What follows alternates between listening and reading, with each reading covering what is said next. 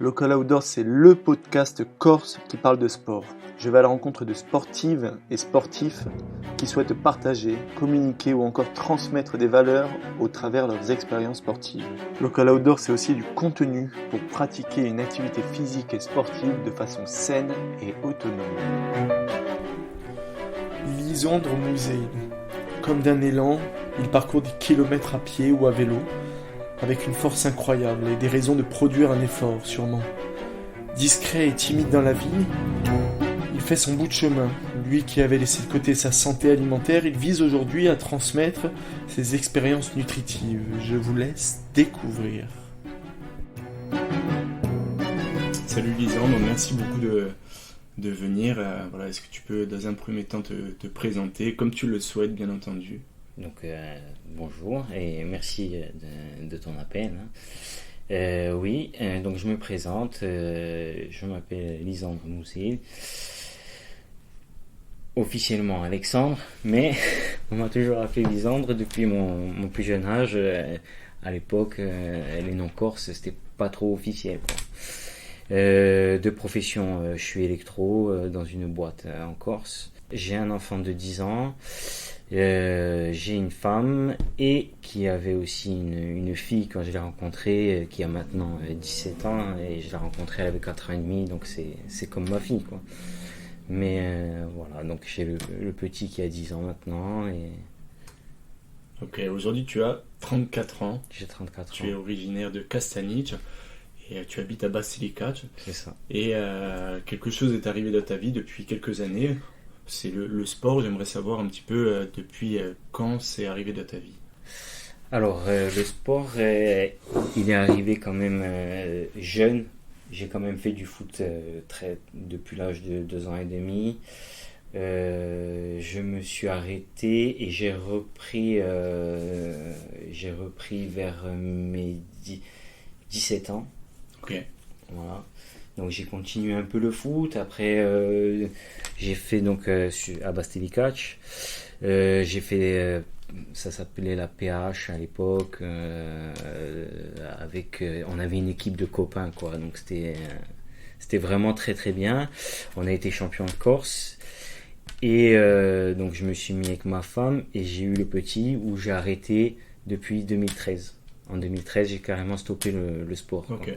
Donc à partir de là, ça a été avec les enfants, on commence à manger, on ne bouge plus trop, le travail, le ci, le là. Donc à un moment donné, il y a eu ce déclic où, avec des copains du village, donc de Basilicate, où on a dit on va acheter des vélos. C'est parti comme ça. Voilà, c'est parti comme ça.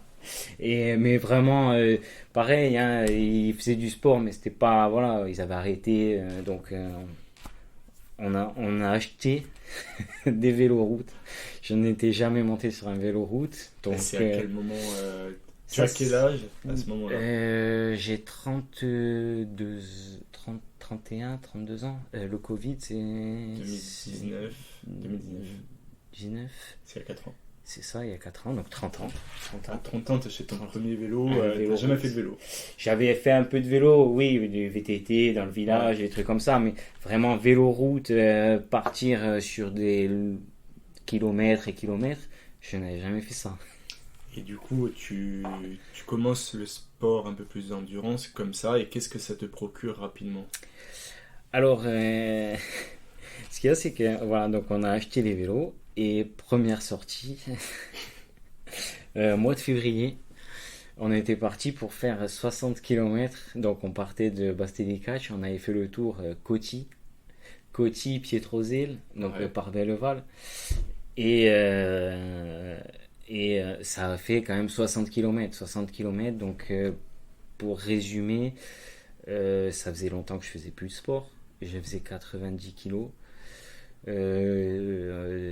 Donc c'était vraiment pas un périple, mais voilà, on était quand on prend Coty à 9-10 km/h, c'est costaud, quoi. Ouais. Donc, c'est vraiment, donc c'est parti de là. D'accord. Et parti de là, on a fait une deuxième sortie le week-end d'après. et on monte par tôle. Donc pareil, tôle, on recoupe sur Bastilica, sur la redescente de Coro. Donc ça fait à peu près 50-60 km. Et est arrivé le Covid, où on a dû tous donc être confinés. Voilà, donc plus de vélo, plus rien. Mais moi, il fallait que je fasse quelque chose, quoi. Donc, Et pourquoi tu voulais faire quelque chose, pour quelle raison? eh ben ça a commencé où ça m'a plu. Le vélo, ça m'a plu. Je me suis dit, je peux pas arrêter comme ça, quoi. Et donc on a fait quelque chose. Pendant cette période de Covid, on avait le droit à des semaines, 2 semaines où on sortait pas. On n'allait pas au boulot, mais enfin il y avait des trucs comme ça. Et là, avec ma femme, on décide de monter donc justement en Castaniche. Donc Le confinement là-haut. le confinement en haut, c'était pas trop un confinement, mais on évitait les personnes bien sûr, hein, mais et de là j'ai monté mon vélo route, un VTT, et j'ai continué. Donc j'ai continué, même si c'était des 10-15 km, je sortais quand même. Et puis après, on faisait un peu du renforcement. Il y avait sur YouTube, il y avait quelques trucs pendant le confinement où on pouvait se. Donc on a continué, toute la famille, on était confinés, on était tous les 4 au village, donc avec mon oncle. Et donc on a continué, c'est le petit en faisait, la petite, ma femme, et puis vraiment j'ai toujours continué le vélo. Et voilà, et ça m'a permis de perdre du poids. On mangeait bien, voilà, on a pris et j'ai commencé à perdre du poids et à m'amuser en vélo. Donc j'ai continué. Est-ce que tu as eu un sentiment que ta vie a changé au moment où vous avez eu ce déclic de prendre peut-être le vélo ensemble? Peut-être Ouais, intérieurement ou mais ma vie a changé intérieurement. Ma vie elle a changé. Ce qu'il y a, c'est que après justement quand on pouvait ressortir, c'est qu'on avait cette liberté, quoi. En vélo, je partais pour des heures et des heures. Puis et puis en fait, ce que je n'ai jamais fait jusqu'à l'âge de 30 ans ou 31 ans, c'est que j'avais pas vu la Corse comme ça, quoi. C'est que j'ai découvert des routes. Ah, je vais aller là, je vais aller là. Ah, je peux faire ça. Donc et t'aimes bien y aller seul, découvrir. alors en fait, j'aime bien y aller seul, oui, oui. Après, maintenant, ce qu'il y a, c'est que je suis dans un peu timide, donc j'ose pas aller demander, tu veux venir avec moi, tu veux ci, tu veux là. En plus, souvent, c'est des heures où j'y vais après le travail ou entre ma pause repas. Donc vraiment, c'est des trucs où j'ai peut-être pas les mêmes horaires que certaines personnes. Mais après, je suis voilà, c'est oui, j'aime avec voilà, s'il y a des gens qui viennent avec moi, c'est très bien et j'aime ça quoi, c'est découvrir ensemble.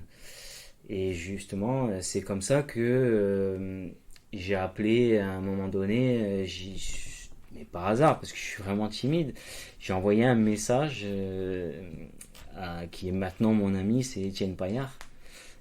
Je le voyais, donc il habitait sur Bastilicache par rapport à Strava, avant je regardais, et je voyais il partait souvent de Bastilicache, donc je me suis dit, bon, il doit habiter par là, quoi. Et je lui ai envoyé un message, j'ai vu qu'il faisait des très longues, c'est quelqu'un qui est très endurant. Et un jour, je lui ai dit, on se connaît pas, mais je t'envoie un message je vais faire telle sortie. Mais lui, banco, quoi, de suite, oui, il n'y a pas de problème, tel jour, on y va, quoi. Et c'est comme ça que j'ai commencé à rouler avec Étienne, quoi. Donc, au fil du temps, déjà on est devenus amis. Il m'a donné quelques conseils parce que c'est quand même quelqu'un qui a fait beaucoup de vélo dans sa jeunesse, et du trail aussi. Mais voilà, donc il m'a donné beaucoup de conseils. On a roulé. Mais ma première sortie avec lui, c'était. Je crois qu'on en a fait 150 km quand même. Direct. Et je regardais un peu Voilà. hier c'est un défaut professionnel, mais du coup je suis obligé un peu de scroller les profils Insta et je regardais toutes les sorties que tu faisais, C'est des ça. 150. C'est ça. Et Ouais. c'est bien parce qu'au final, tu découvres des parcours, tu vois Oui. des endroits, et comme tu dis, tu vois la course au trot. Ça t'arrive forcément, enfin, jamais d'aller en voiture dans des petits trous, des endroits, de voir des points de vue. Donc c'est vrai que le vélo, pour ça, c'est hyper intéressant. Et en plus, si tu as l'opportunité de le partager avec des gens, Ah oui, oui. ça fait vraiment une association de plein de bonnes choses. Et le trail, il arrive à quel moment après à ce niveau-là? Qu'est-ce que tu redécouvres Alors, je vais en parler. Le trail, il arrive 2022. 2022. Mais en fait, c'est parce que j'ai fait une course, une petite course de village, je dirais. Et ça s'est pas trop bien passé. J'ai eu un accident. C'était à quel endroit? C'est pas. C'était dans la région de Sartène. C'était, je crois, comme. Je connais pas les. Euh, je me rappelle plus. C'était dans la région de Sartène et c'était un parcours, c'était Une boucle. une boucle. Ok. Donc voilà, c'était, je crois que c'était 4 boucles. Et au dernier passage, on savait qu'il fallait attaquer à tel moment, à tel truc. Donc j'étais dans le peloton de tête. On était 5, je crois. Là, t'étais en vélo. Ouais, c'était en vélo route. Hein. Ah, Donc, c'est celle de Billy. c'est celle de Billy, voilà, Ok. c'est ça. C'est celle de Billy. Et voilà, dernier, il restait 2 km. Peloton de tête, on se connaissait avec les.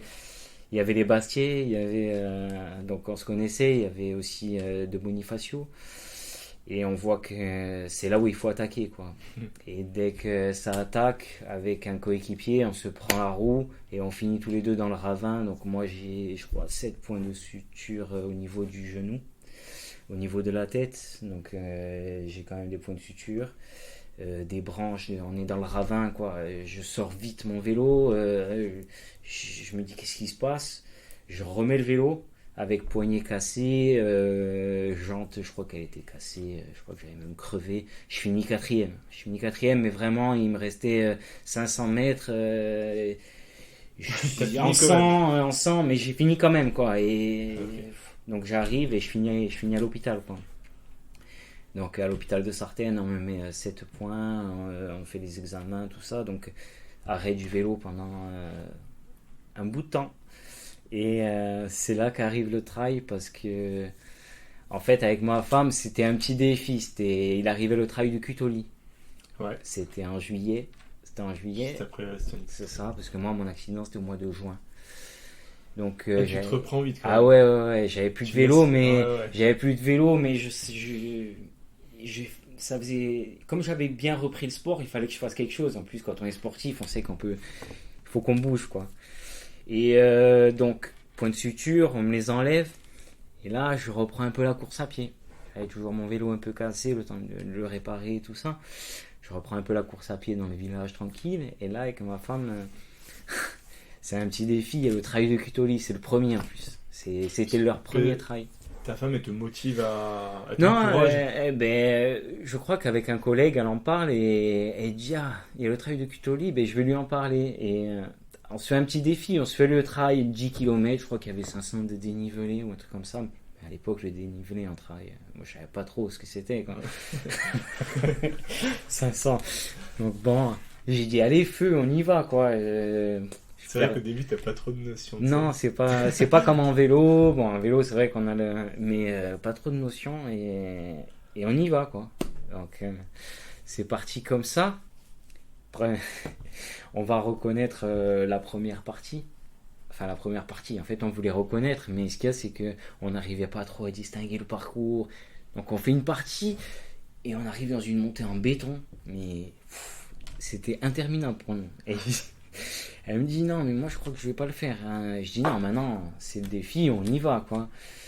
Et on arrive à reconnaître la deuxième partie. Mais moi je vais un peu plus vite qu'elle et elle se trompe, elle retourne sur la route et moi je fais la deuxième partie, donc ça descend jusqu'à un moment donné, ça va jusqu'à la rivière et après ça remonte pour aller dans le village. Et je lui dis mais tu as vu comme ça montait après la rivière?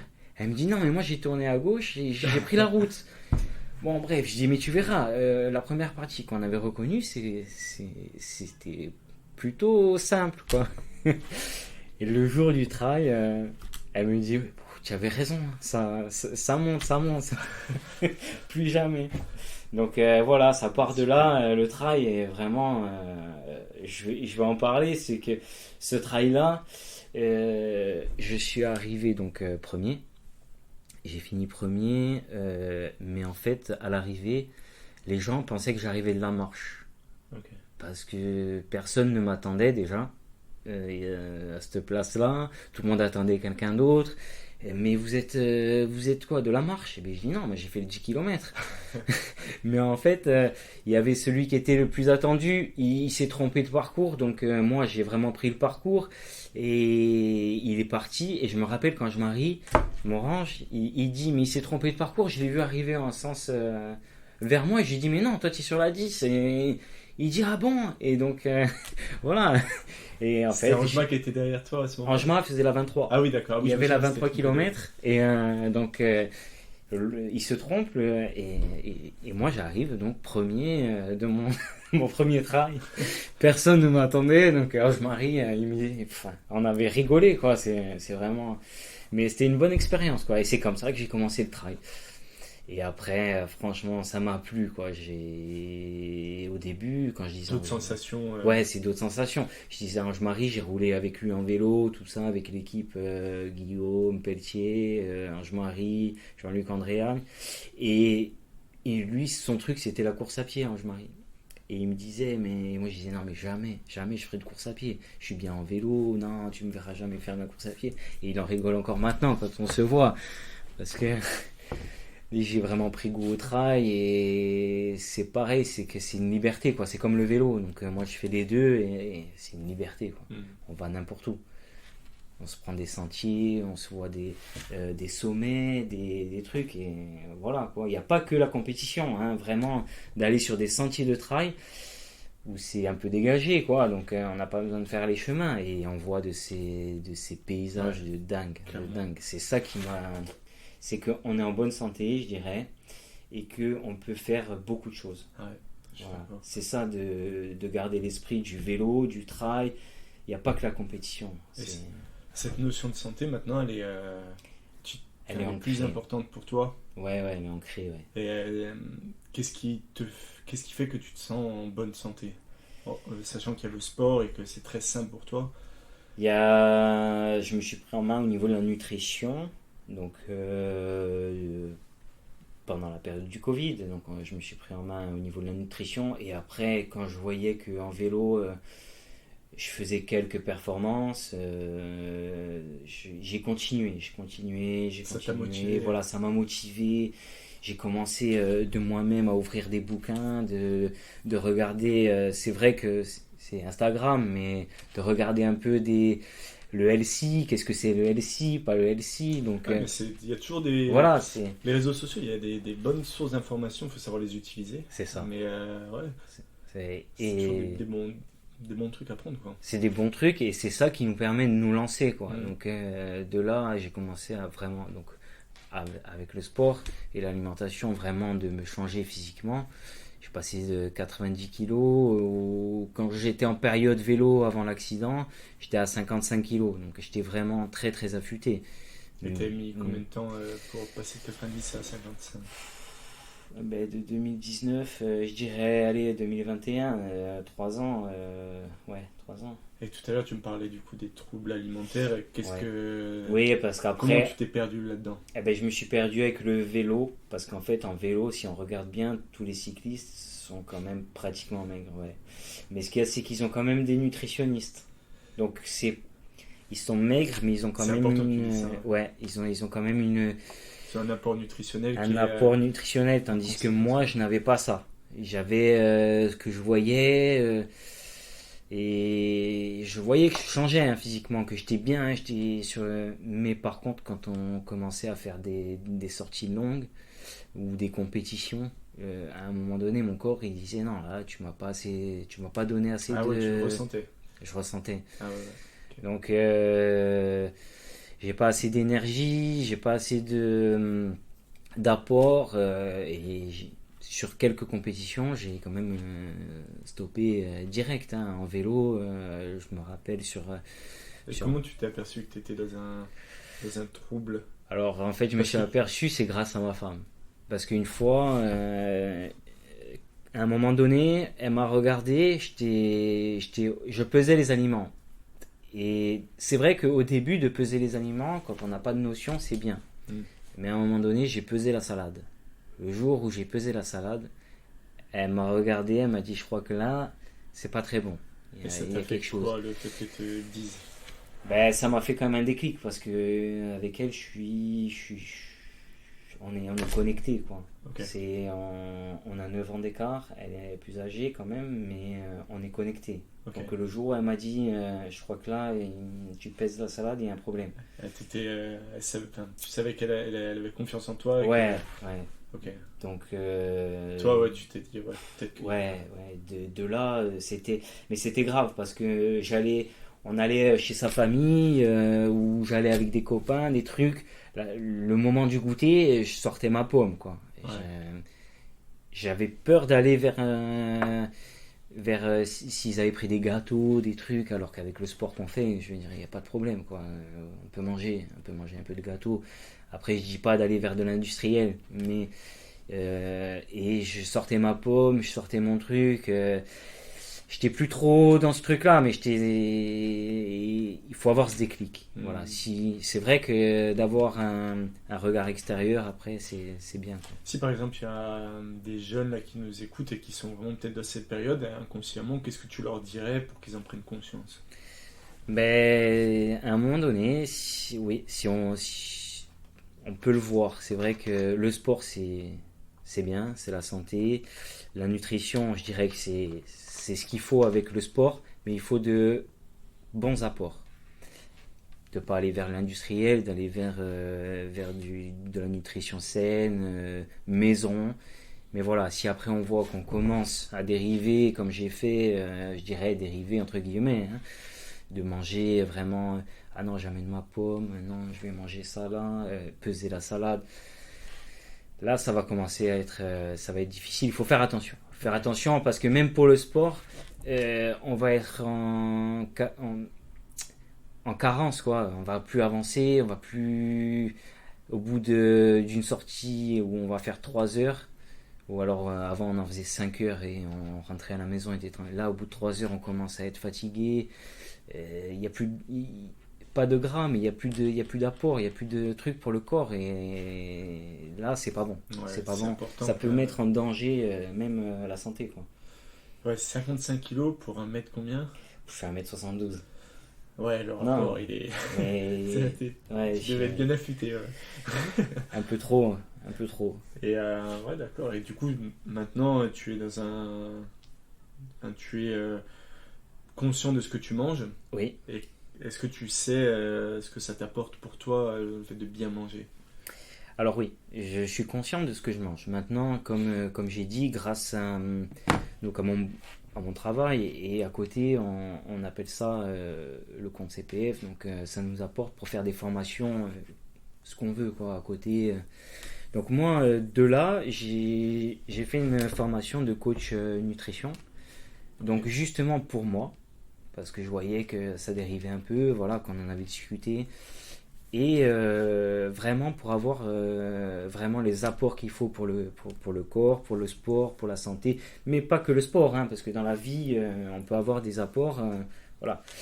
Sur certains métiers, sur certains métiers ou même se sentir bien, c'est bien manger et vice versa. Voilà. Et donc j'ai fait cette formation justement pour me dire bon ben ne va plus dans voilà, il faut sortir de ce truc là et avoir de bons apports, quoi. Donc ça m'a vraiment servi. Maintenant je veux dire que j'ai pas repris du poids au niveau du gras, du truc comme ça, mais j'ai repris au niveau de la musculature. Je veux dire, je me sens vraiment bien. Et puis, je me pesais tout le temps, tous les jours, et ça, c'est pas bon. Voilà, maintenant, je me pèse plus. Donc, ça peut être aussi des signes que c'est des signes. Les gens, si on pèse tout trop, oui. Si on se pèse tous les jours. Mais en plus, dans ces trucs-là, on apprend que se peser tous les jours, ça ne sert à rien. parce qu'on a une variation dans le corps qui est vraiment, ça peut être la rétention d'eau, ça peut être, enfin il y a plein de, ça peut être de mal dormir. Mal dormir déjà, ça c'est aussi quelque chose où on peut donc justement avoir des répercussions sur le poids. Après, bon, il y a les repas, mais voilà, c'est vraiment, c'est un tout. C'est un tout le poids donc, et la santé. Quoi. Ouais. Aujourd'hui, tu sembles être équilibré, en tout cas de ce que je ressens sur ta vie familiale, le sport, et tu as couru là il n'y a pas longtemps pour une cause avec l'association Tous pour Chacun. Il y a eu plusieurs défis en Corse. Et le tien, c'était quand même de s'envoyer, parce que vous êtes perdu 3 fois, vous êtes envoyé 100 km en courant, sachant que ça fait depuis peu que tu cours. Donc, qu'est-ce qui t'a motivé à aller courir pour d'autres personnes? Cette cause, en quoi elle t'a interpellé? Alors, ce qu'il y a, c'est que dans la vie, je suis très timide, mais par contre, j'aime bien faire les choses pour certaines personnes. On va m'appeler, on va me dire, il faut faire ça, ça. Enfin, je veux dire, et c'est quelque chose, ça vient de ma famille, quoi. Je veux dire, on m'a toujours élevé comme ça, à donner, et franchement, mais de le faire, mais c'est sans attendre rien en retour, hein, mais voilà, et dans ma famille. Et là, on a eu, donc moi, il y a 1 an, j'ai appris donc que mon petit voisin de 10 ans, qui est quand même le jumeau de cœur de mon fils, c'est Carlouch. Voilà, Okay. Carlouch. Et on a détecté un cancer, donc un cancer des os. Et ça a été une cause pour moi. Ça a été un truc, un déclic, un truc comme ça. Et par le biais de sa famille, j'ai demandé si on pouvait faire, donc avec ma femme, faire une cagnotte pour les aider, parce que dans ces moments-là, il faut partir sur le continent, les billets d'avion, et on a créé une cagnotte. Donc moi, je n'étais pas trop réseaux sociaux, mais voilà, là, je me suis quand même lancé depuis, et on a lancé cette cagnotte. Et ça a vraiment bien marché, et c'est pour ça que je remercie aussi tous ceux qui ont pu y participer, parce que franchement, il y a eu un élan. J'ai eu de suite, je vais citer quelques trucs, mais j'ai eu de suite INSEM, des bonnes associations qui nous ont appelés en disant nous on peut les aider, on peut ci, on peut là. Donc ils ont pris les billets d'avion, que ce soit l'hôtel, les trucs. Vraiment... Franchement, en Corse, il y a eu un élan de solidarité autour de ça. Et voilà, donc Carlouch, je le suis, je l'ai suivi tout le temps. Donc j'ai pris des billets d'avion, je veux dire, avec ma femme, on est parti. Des billets d'avion, j'ai amené mon fils le voir souvent, quand il s'est fait opérer. Et là, en ce moment, il est ici. Donc après, comme je suis toujours dans ce truc-là, et j'ai vu que l'association Tous pour Chacun, c'est des personnes en situation de handicap. Et voilà, il fallait que j'aille quelque part. Ça m'a, voilà, et je me suis dit, bon, ben, je vais contacter Wendy. Donc Wendy, je l'ai contactée. C'est entre guillemets être ambassadeur, mais voilà, c'est surtout les représenter, quoi. Et donc, avec Étienne. Avec Étienne, en plus. Avec Étienne. Et donc là, Wendy, il m'envoie un message et il dit je crois que c'était pour la semaine, oui, c'est pour la semaine du handicap en Corse. Et il dit défi. Et moi, là, en ce moment, on est en période hivernale. Je veux dire, bon, je m'entraîne, hein, je m'entraîne, mais j'ai dit à Étienne, ça te dit un petit marée-mare, quoi, mais je veux dire. Et puis Étienne, voilà, je vais dire son âge, mais 52 ans quand même. Allez, on y va. Il me dit, c'est bon, pas de problème. J'ai dit, bon, ben on y va. Donc j'ai envoyé un message à Wendy. Je lui dis, bon, Wendy, nous, on va faire un défi, le Marée-Mare Centre. En plein hiver. En plein hiver. Et je dis, départ minuit, quoi. Départ minuit, en fait... je savais que Louis avait mis 12h27, je crois que c'était un truc comme ça, c'est son record. Et j'ai dit, bon, ben, on va tabler sur 16h qu'on soit, voilà, pour arriver, qu'il fasse pas trop nuit. J'ai dit départ minuit, bon, je pense qu'on arrivera pour pas qu'il fasse trop nuit, quoi. Donc bon. Et à un moment donné, Wendy, donc je sais qu'il y avait aussi un autre défi sur le château de la Poule, et j'ai dit bon, on avance un peu l'heure, c'est pas très grave. Comme ça, nous aussi, ça nous permet. Donc on est parti, je crois qu'il était 22h30, donc mes parents, mes parents qui nous amènent sur la plaine orientale pour le départ. Il pleuvait, mais il pleuvait. C'était vraiment.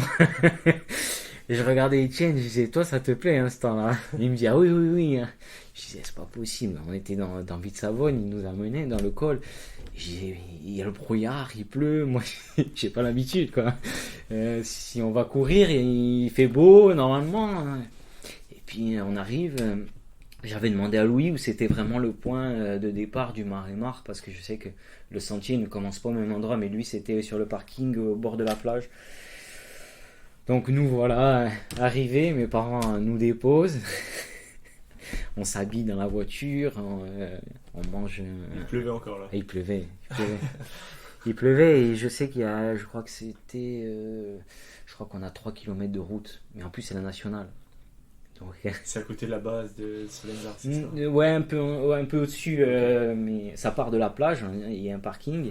Et c'est la nationale juste avant de prendre le sentier, quoi. Il y a 2 km et demi.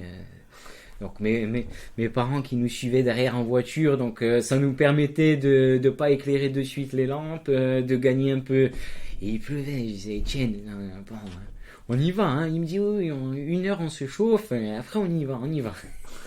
Donc on se chauffait doucement sur la route. Et puis voilà, le périple a commencé, mais... c'était ma première. J'ai passé, je dirais, ma première nuit dehors au niveau du trail.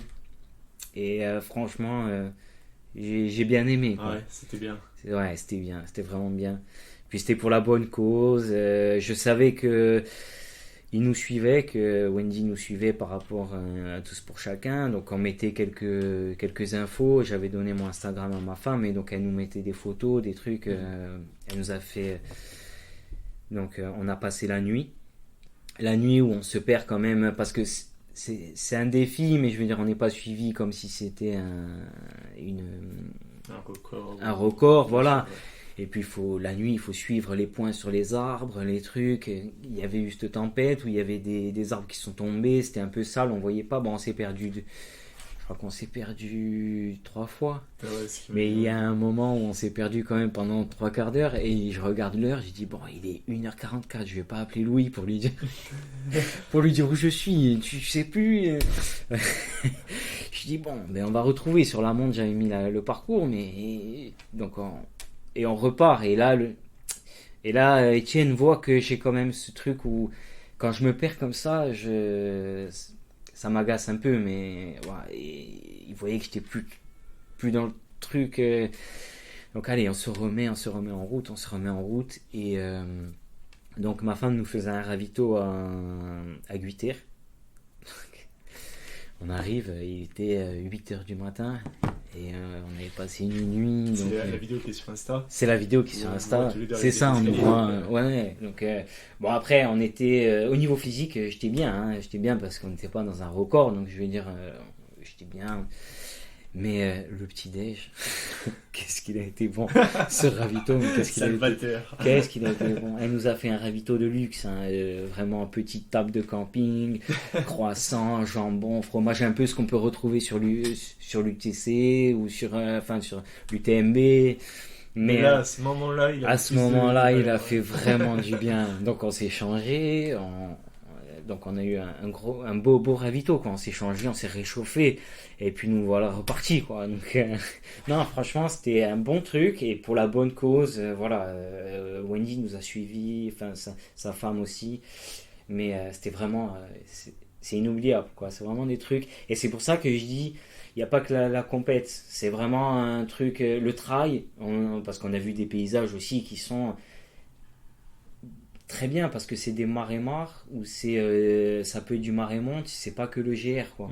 Parce que souvent on parle du GR mais on parle pas des itinéraires qui sont à côté. Exactement. Et c'est bien que ça soit mis en avant par des records comme j'ai fait ouvreur pour Gilles Tarnier qui a fait son record du marais-mare nord. C'est ce qu'a fait Louis. C'est ça, Louis. Il y a eu Guillaume et Vincent Viette aussi. C'est ça. Donc c'est quand même ils mettent des sentiers qui sont pas trop connus, mais franchement c'est à voir quoi. Ouais. C'est à voir parce qu'il y a quand même des gens qui travaillent dessus, qui les entretiennent. Donc c'est vraiment à faire. C'est vraiment à faire et voilà pourquoi le marais-mare et un petit défi quoi. Mais vraiment c'était top. C'était top. Et vous avez eu des moments un petit peu durs? On a eu, ouais. Lui, partir du 60e, il m'a dit, je suis vraiment là. Je voyais qu'il y arrivait plus. Mais il a eu quand même cette période où là, il a arrêté pendant 3 mois de faire du sport. Mais il a voulu quand même faire ce truc. Et c'est vraiment, voilà, pour moi, c'est un titan, quoi. C'est 52 ans. Tu n'as pas fait de sport pendant 3 mois. Tu reprends. Et là, on a eu lui au 60e, il a le coup dur. Et du 60e, je l'ai toujours tenu. Je lui ai dit, allez, tiens, on y va. C'est pour eux, allez, on le fait pour eux. Allez, on y va. Et il m'a dit, à la fin, franchement, merci de moi. J'ai vu que toi, tu étais vraiment. Enfin, je veux dire, tu pouvais y aller. Et je dis, non, mais c'est pas un record, c'est pas un truc, on le fait pour eux, donc on y va. Et je te tiens jusqu'au bout, quoi. C'est beau ce que tu soulignes parce que c'est aussi ça dans le sport. C'est ce que j'aime. Tu t'engages à deux, puis pour les autres. Si tu pars sans lui, au final, ça a beaucoup moins de sens. C'est ça. Mais moi, quand je l'ai toujours dit, hein, on part à 2, on part à 3, on rentre à 3. Ouais. C'est pas. Voilà, après, il y a compétition, oui, il y a compétition, mais quand c'est compétition, c'est tout seul, c'est contre soi-même. Exactement. C'est pas contre les autres. C'est ça qui. Et moi, c'est ça que j'essaye de faire comprendre aux gens. C'est quand tu fais du sport, voilà, moi, c'est contre moi en fait. J'ai maigri, je me suis mis vraiment au sport. À un moment donné, peut-être que j'ai pu blesser des gens, hein, je sais pas, hein, ou j'étais peut-être un peu plus fort qu'eux à ce niveau-là, mais j'ai pas voulu les blesser. Et ils ont pu se dire, ah mais lui, ouais, ça y est, maintenant. Non, c'est contre soi-même. Tu l'as fait pour toi et c'est ton pour parcours moi, de vie. c'est pas pour quelqu'un d'autre. Et voilà, c'est ça. Moi, je trouve que le sport, la santé, c'est des valeurs. Il y a la santé parce que, voilà, par rapport à Carlouch, tout ça et tout, j'en ai pris conscience. Et la bonne santé des personnes, voilà, c'est ce qu'il faut, quoi. C'est qu'on soit tous en lien ensemble, quoi. Il n'y a rien. Enfin, maintenant j'ai 34 ans, j'ai mon métier, j'ai mon truc. Je veux pas champion du monde, je serai pas champion du monde. Donc non, c'est vraiment d'être ensemble. Moi, c'est ça qui me plaît. Tu t'amuses. Ouais, je m'amuse. C'est de l'amusement. Ouais, moi, c'est de l'amusement. Et en parlant d'amusement, il y a peut-être des personnes à citer qui ne reviennent pas souvent dans mes podcasts, mais je ne sais pas s'ils nous autorisent en tout cas à parler de lui, mais on parlait tout à l'heure de Guillaume Pelletier. Ouais.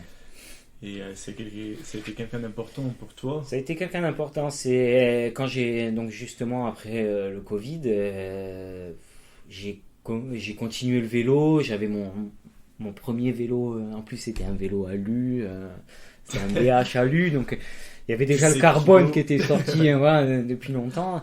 Et donc au début, je roulais avec un ami qui s'appelle Mickaël, et donc qui me fait rentrer un peu dans, je dirais pas le clan, mais qui me fait rentrer un peu. Voilà. C'est le clan, on peut le dire. Et puis je revois Guillaume qui me connaît depuis tout petit, quoi. Et du coup, il me prend un peu, donc voilà, on est Guillaume, Ange-Marie, Jean-Luc, Andréane, François Martin. Donc on est un peu ce petit groupe, je vais un peu avec eux, je continue mon petit bonhomme de chemin. Et puis Guillaume, ça a été, voilà, je vais en parler, peut-être qu'il voudra, peut-être pas, je sais pas, mais c'est quelqu'un qui ne fait pas parler du tout de lui, mais il fait parler de lui dans son sport. Il fait super perf, mais après il n'a pas de réseau, pas de truc, pas de, voilà, c'est Guillaume, c'est pour lui, ouais. Et puis par contre il va te dire, voilà, fais comme ci, fais plutôt comme ça. Même moi, je me rappelle, c'était pendant le Saint-Pierre, Il termine devant moi, je fais 1h05 et lui je crois qu'il fait 1h04, enfin il y a des brouettes. Et à l'arrivée il me dit, non, pendant la descente, moi ça faisait quoi, 1 an que je faisais du trail, il me dit, j'étais devant lui dans la montée et après dans la descente il me rattrape, il me dit, je t'ai vu faire, fais des petits pas, fais des petits pas. Et vraiment c'est quelqu'un qui, voilà, c'est son esprit un peu moi que j'ai, c'est contre soi-même. Moi, il m'a toujours regardé, il m'a dit, voilà, Lisandre, c'est pas les autres que tu vas regarder. Tu vas regarder ta montre, et l'année prochaine, tu vas dire, bon, eh ben maintenant c'est contre toi, et tu vas regarder ta montre à la fin. Et tu vas dire, là, tu peux être content, tu as battu ton temps, ou le parcours, il a peut-être changé, mais tu vas regarder ta montre, ne regarde pas les autres. Et c'est vraiment ce truc-là que moi j'ai, hein, moi c'est ce que j'aime, hein.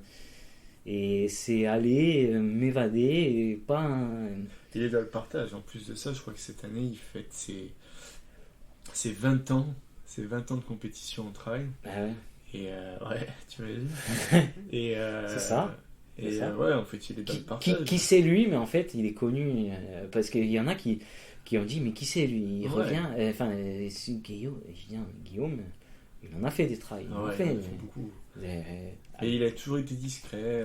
Discret, c'est son truc. Exactement, il représente des très belles valeurs en tout cas. Ouais.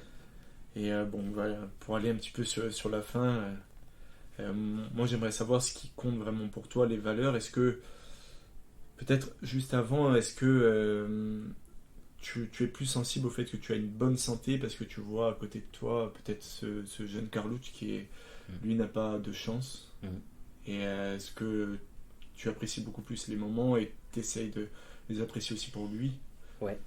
Ouais, oui, c'est sûr que les moments c'est difficile, donc mais ce qu'il y a, c'est que j'ai toujours dans la tête ce truc-là, donc je les apprécie et justement je me dis, moi je le fais, et j'espère que un jour ou l'autre il pourra le faire parce que bon, franchement j'y crois, quoi, j'y crois. Et c'est des moments où on est dans la nature, mais voilà, on s'aère, mais on y pense, quoi. Et je me dis, bon, moi je suis là, je suis en bonne santé, mes enfants sont en bonne santé, ma famille. Donc, oui, on y pense, quoi. Ça compte, mais c'est dur quand même, hein, pour lui, c'est quand même dur. Et donc moi voilà, je m'évade un peu, je dirais. Je m'évade un peu dans la nature, le vélo, le trail, maintenant le trail. Et ça fait du bien, le sport, ouais. Ça fait du bien, mais on y pense, hein, on y pense beaucoup. Moi, franchement, j'ai fait certaines choses où arrivé, j'ai pleuré, quoi, en pensant à ma femme, mon fils. Carlucci, tout ça, quoi. Personne ne le sait, mais j'ai quand même. On a accompli quelque chose. J'ai fini la 70, c'était ma première 70 dans mon coin. J'ai pleuré, quoi, mais j'ai pensé à eux, mais de suite. Il y a une fois où, avec Étienne, on part de Bastelicac, on monte chez moi en Castanic. Il y a, je sais plus, 120 km, je crois. Je suis arrivé au panneau de mon village et j'ai pleuré, quoi. Mais vraiment. C'est dur. Nous on est là, on est en bonne santé. C'est quelque chose qu'on peut accomplir. Ça fait bon, après ça fait du bien. Mais... Et nous du coup moi et peut-être les auditeurs, comment on pourrait faire pour l'aider? Est-ce que vous mettez souvent des cagnottes en ligne? Est-ce que... Non, il y a une cagnotte. Après, je sais que peut-être ils sont aidés. Je veux dire, ils reçoivent des trucs par le pied de. Mais non, il y a pas de cagnotte en truc. Il y a pas de en ligne. Il y en a plus. Il n'y a pas d'association vraiment de Carlucci, quoi. C'était vraiment une cagnotte. Mais voilà. Après, les aider, franchement, je pense que tous les jours il y a des gens qui les aident, rien que voilà, en les appelant, un truc, ci, en là. Donc moi je vais essayer de faire le 10 km de Portic. Donc j'avais demandé à Wendy s'il pouvait me prêter la poussette, si vraiment son état physique le peut. ça serait en mars, je crois que c'est en mars, Mm. de faire le 10 km de Portic avec lui. Voilà, c'est vraiment des trucs comme ça. Et je sais que là, ce soir, c'est le City Trail, et donc je mettrai son t-shirt que j'ai toujours, Forza Carlucci. Donc voilà, c'est festif, il faut... C'est comme ça, donc je vais... Il sera avec moi sur le truc. Je sais pas s'il pourra descendre sur la ville, mais voilà. Donc c'est des trucs où il est content. On lui apporte de la joie, quoi. Donc non, mais il faut vivre, il faut vivre. Et puis voilà, moi je le vois souvent. Je rigole bien avec lui. Je le pousse sur son fauteuil. Non, c'est voilà, c'est comme ça qu'on est. C'est vraiment. C'est vrai que la vie, elle est peut-être pas juste, mais il faut aller de l'avant. Et voilà, c'est comme ça.